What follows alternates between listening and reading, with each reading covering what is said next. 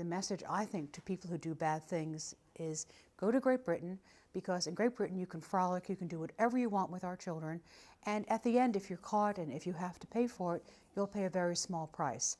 In America, if you do this and you get caught, it's going to hurt.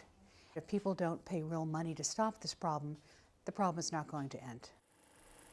As a teenager at St Bede's College, a Catholic boarding school in Manchester during the late 50s and early 60s, Rick Merrin was repeatedly and severely abused by the headmaster, Monsignor Thomas Duggan, and 2 other priests. I woke up and I was face down. Which, well, I don't need to explain what that did to me.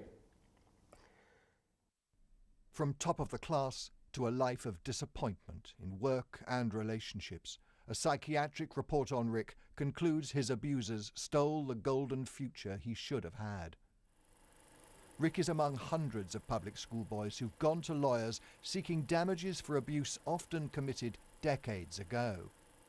In 2011, another St Bede's teacher, Father William Green, admitted 27 sexual assaults on boys in the 1970s, with the possibility of personally facing damages claims. Even though they weren't involved, 7 governors at St Bede's resigned. It's not been seen in child abuse cases before, but legal experts say courts could order substantial compensation. There might be a considerable financial settlement at the end of this. What motivates you to do it? Is it the money?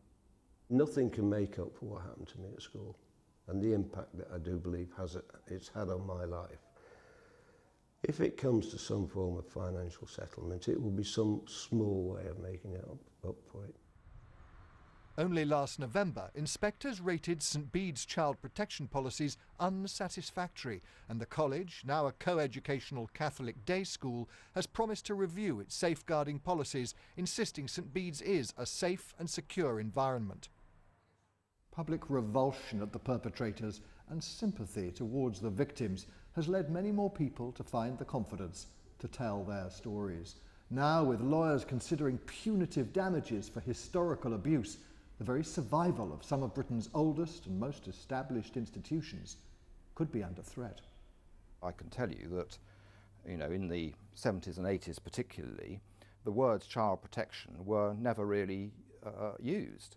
The culture has completely changed, and I think it's very unfair on the teachers and parents of children in those schools and the children themselves if a school was to be forced to close as a result of something which happened, decades ago. The prospect of American-style court payouts toppling some of Britain's ancient educational institutions will outrage some. Others will protest that only by demanding significant compensation can society properly value the life of a child. Mark Easton, BBC News.